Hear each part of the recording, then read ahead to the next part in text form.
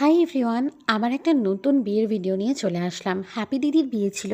Happy দিদি, সায়ন্তনী দিদি, পূজা দিদি, ওরা চারজনই খুব ভালো ফ্রেন্ডশিপ বন্ড শেয়ার করে একদম স্কুল লাইফ থেকে। ওদের বহু পুরনো বন্ধুত্ব। ওরা সবাই কিন্তু আমাকে ভীষণ ভালোবাসে সেই ছোটো থেকেই। তো দিদি যেহেতু কর্মসূত্রে ইউএসএ, তো সেই জন্য আমি এবং মা হ্যাপি দিদির বিয়ে অ্যাটেন্ড করতে এসেছিলাম। তো ওয়েডিং ভেন্যুটা ভীষণ সুন্দর সাজানো হয়েছিল এবং প্রত্যেকটা কোণায় এত সুন্দর সুন্দর শীতকালীন ফুল এবং লাইট দিয়ে সাজানো অসাধারণ একটা মানে সুন্দর পরিবেশ একদম ছিল বিয়ের জন্য। মণ্ডপটাও সুন্দর হয়েছিল, সাজানো হয়েছিল। আর যেহেতু হ্যাপি দিদি সিঙ্গেল চাইল্ড, পুরো বিয়ের দায়িত্ব সব কিছু অ্যারেঞ্জমেন্ট সব হ্যাপি দিদি নিজে হাতে করেছে।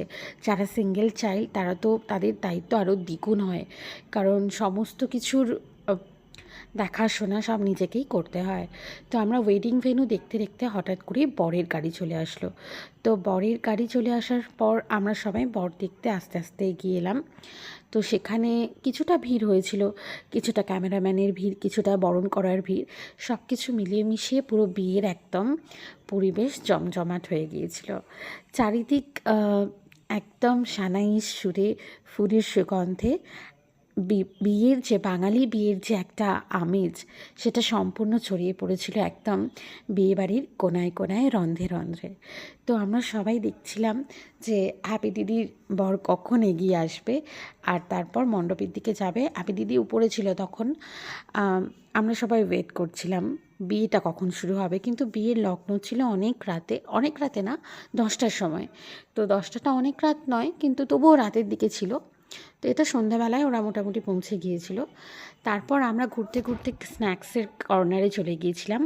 স্ন্যাক্সের কাউন্টার থেকে আমরা প্রথমেই ট্রাই করলাম কাবাব। এখানে 2 রকমের কাবাব ছিল, চিকেন হরিয়ালি কাবাব আর ছিল রশ্মি কাবাব। তো কাবাবগুলো ট্রাই করলাম। প্রথমে রশ্মি কাবাব নিলাম। রশ্মি কাবাবটা ভালো ছিল, খুবই টেস্ট ভালো ছিল। দীপাঙ্কনা ক্যাটারার বলে কোনো একটা ক্যাটারিং সার্ভিস, তারা এই সমস্ত ফুড প্রোভাইড করেছিল। ভীষণই ভালো ছিল, টেস্টও ভালো ছিল, খাবারও ভালো ছিল। তারপর ছিল ভেজ মোমো আর চিকেন মোমো, যেটাও ভীষণই জুসি ছিল এবং মোটামুটি ঠিকই ছিল। মোমোটার থেকে আমার কাবাবটা আরও বেশি ভালো লেগেছে, কিন্তু ভালো ছিল খেতে। তো আমরা এইগুলো ভালোভাবে খেলাম, এনজয় করলাম স্ন্যাক্সগুলো। তারপর ভীষণ ছবি টবি তো তোলা চলছিলই। তো এখানে একটু একটু করে ভেজ মোমো, একটু একটু করে চিকেন মোমো নিয়ে নিলাম, নিয়ে ট্রাই করলাম। পুরোটাই মানে ভালো স্ন্যাক্স ছিল খেতে। আর এর সঙ্গে একটা চাটনিও দিয়েছিল, চাটনিটাও কিন্তু খুব ভালো।